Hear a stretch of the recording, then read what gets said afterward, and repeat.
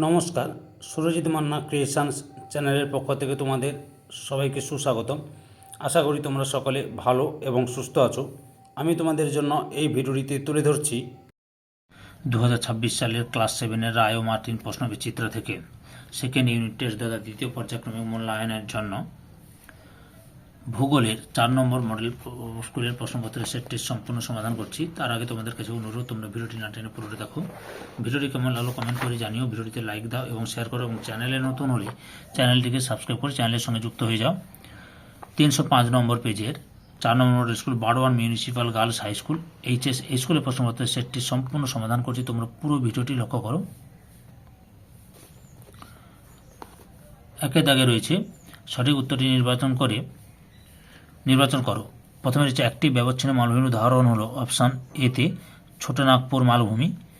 2 নম্বরে ইতালির ভেসুভিয়াস একটি ড্যাশ পর্বত, অপশান এতে আগ্নেয় পর্বত। 3 নম্বরে যে নদীগুলিতে সারা বছর জল থাকে তা হলো অপশান বিতে নিত্যবহ নদী। 4 নম্বরে নদীর দুধারে বন্যার সময় পরিসঞ্চিত হয়ে ড্যাশ সৃষ্টি হয়, অপশান সিতে প্লাবন ভূমি। 5 নম্বরে বিশ্ববিখ্যাত সৌধ তাজমহল ড্যাশ শিলা দিয়ে তৈরি, অপশান সিতে রূপান্তরিত। 6 নম্বর ড্যাশ মাটিতে বালি আর কাদা সমান সমান থাকে, অপশান সিতে দোআঁশ মাটিতে। 7 নম্বরে পৃথিবীর বৃহত্তম বাঁধ হলো অপশান এতে উচ্চ আসোয়ান বাঁধ। 8 নম্বরে ড্যাশ আফ্রিকা মহাদেশের সর্বোচ্চ শৃঙ্গ, অপশান বিতে মাউন্ট কিলিমাঞ্জারো। 9 নম্বরে ইউরোপ মহাদেশের আর আফ্রিকা মহাদেশের মাঝে আছে ড্যাশ প্রণালী, অপশান এতে জিব্রাল্টার প্রণালী। 10 নম্বরে গরমকালে সাহারা মরুভূমি থেকে এক প্রকার গরম আর শুকনো বাতাস বয়ে যায়, স্থানীয় ভাষায় একে কি বলে, অপশান এতে খামসিন। 2 দাগের শূন্যস্থান পূরণ করো। প্রথমে রয়েছে ড্যাশ মালভূমি পৃথিবীর সর্বোচ্চ মালভূমি পামির। 2 নম্বরে নদী যেখানে সৃষ্টি হয় সেই জায়গাকে নদীর ড্যাশ বলে, উৎস বলে। 3 নম্বর ড্যাশ শিলা নরম সহজ ভেঙে যায়, পাললিক শিলা। 4 নম্বরে অ্যাটলাস পর্বতমালার সবচেয়ে উঁচু শৃঙ্গ হলো ড্যাশ মাউন্ট তৌবকল। 5 নম্বরে পৃথিবীর বৃহত্তম মরুভূমির অঞ্চল হলো ড্যাশ সাহারা। 3 দাগে বাম দিকের সঙ্গে ডান দিক মিলিয়ে লেখো। পেরি সমভূমি উত্তর আমেরিকা। মূল নদী থেকে যে নদী বেরিয়ে যায় শাখা নদী। লাভা সঞ্চিত হয়ে যে শিলা গঠিত হয় আগ্নেয় শিলা। 2টি ফাটলের মধ্যবর্তী নিচু অংশ গ্রস্ত উপত্যকা। তারপরে খসখসে সবুজ ঘাস ভেল্ট।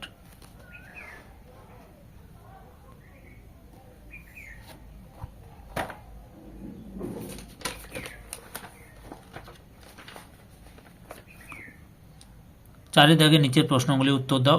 প্রথমে রয়েছে একে দাগে 2টি লাভা গঠিত মালভূমির উদাহরণ দাও। এতে 2টি লাভা গঠিত মালভূমির উদাহরণ হলো দাক্ষিণাত্য মালভূমি, কলম্বিয়া মালভূমি, ইথিওপিয়া মালভূমি। 3টি দেখানো, যে কোনো দুটো লিখবে। নদীর মধ্যপ্রবাহের প্রধান কাজ কি কি? উত্তরটি দেখো।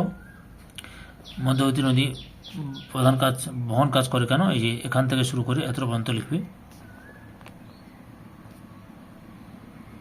3 নম্বরে রয়েছে রেগোলিথ কি? এই যে উত্তরটি লক্ষ্য করো, রেগোলিথ কাকে বলে, এই যে অর্থটা লিখবে, সংজ্ঞাটা দেবে, বৈশিষ্ট্য দুটো দেবে, আর উদাহরণ দিতে পারো। এই যে স্ক্রিটালাস ইত্যাদি হলো রেগোলিথ জাতীয় পদার্থ। 4 নম্বরে রয়েছে ক্যারাভান কাকে বলে? উত্তরটি দেখো, ক্যারাভান কাকে বলে, এই যে উট সাহারার অধিবাসীদের যাতায়াতের প্রধান মাধ্যম। মরুভূমিতে দল বেঁধে যখন উট চলে তখন তাকে ক্যারাভান বলা হয়। এখান থেকে শুরু করে এতটা পর্যন্ত লিখবে। পরের প্রশ্ন 5 দাগের নিচের প্রশ্নগুলি উত্তর দাও। প্রথমে রয়েছে পলিগঠিত সমভূমি কাকে বলে, একটি উদাহরণ দাও। উত্তরটি লক্ষ্য করো। এই যে পলিগঠিত সমভূমি, এখান থেকে শুরু করবে। উত্তর পরপর দেখে নাও, বৈশিষ্ট্য আর উদাহরণ দেবে, এতটা পর্যন্ত লিখবে। 2 নম্বরে ভারতের প্রধান নদী গঙ্গার উচ্চ মধ্য নিম্ন প্রবাহ কোথা থেকে কত দূর পর্যন্ত বিস্তৃত লেখো। উত্তরটি দেখো। গঙ্গার উচ্চগতি উৎস থেকে হরিদ্বার পর্যন্ত প্রায় 280 কিমি গঙ্গার উচ্চগতি। আচ্ছা, মধ্যগতি হরিদ্বার থেকে মুর্শিদাবাদের ধুলিয়ান পর্যন্ত প্রায় 1270 কিমি গঙ্গার মধ্যগতি। আর নিম্নগতি হচ্ছে ধুলিয়ান থেকে মোহনা পর্যন্ত প্রায় 520 কিমি গঙ্গার নিম্নগতি। 3 নম্বরে রয়েছে মাটি সৃষ্টির নিয়ন্ত্রকগুলির নাম লেখো, যে কোনো 3টি। আচ্ছা, আমি যতগুলো নিয়ন্ত্রক রয়েছে সবগুলো দেখাচ্ছি। যে আদিশিলা, জলবায়ু, এরপরে ভূ প্রকৃতি, তারপরে রয়েছে জীবজগৎ,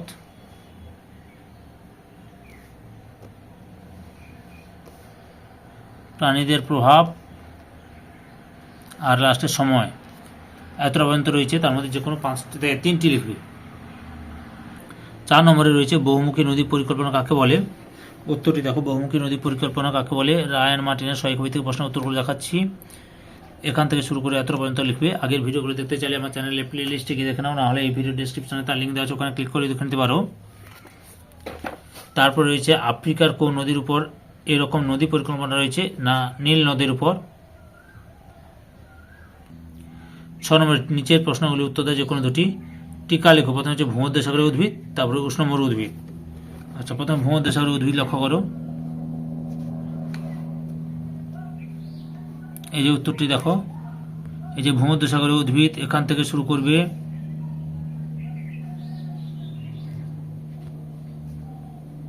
পরপর দেখে নাও। এরপরে উষ্ণ মরু উদ্ভিদ,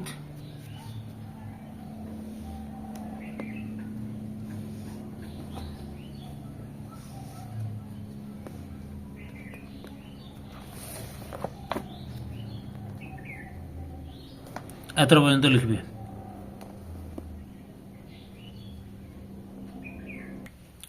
পরের প্রশ্ন 2 নম্বরে ভঙ্গির পর্বত ও স্তূপ পর্বত কাকে বলে, প্রতিটি একটি করে উদাহরণ দাও। এটা প্রথমে ভঙ্গির পর্বত কাকে বলে দেখাচ্ছি এবং একটি উদাহরণ বলেছে। এই কাকে বলে এখান থেকে শুরু করে এতটা লিখবে, তার সঙ্গে ভঙ্গির পর্বতের সৃষ্টিটাও একটু লিখে দিবে,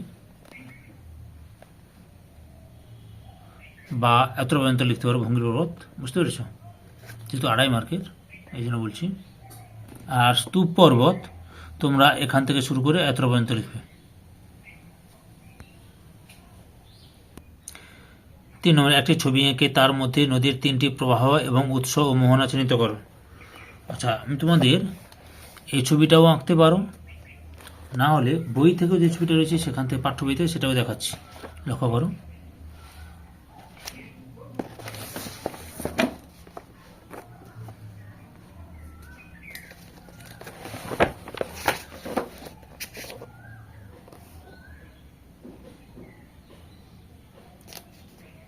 এটাও আঁকতে পারো।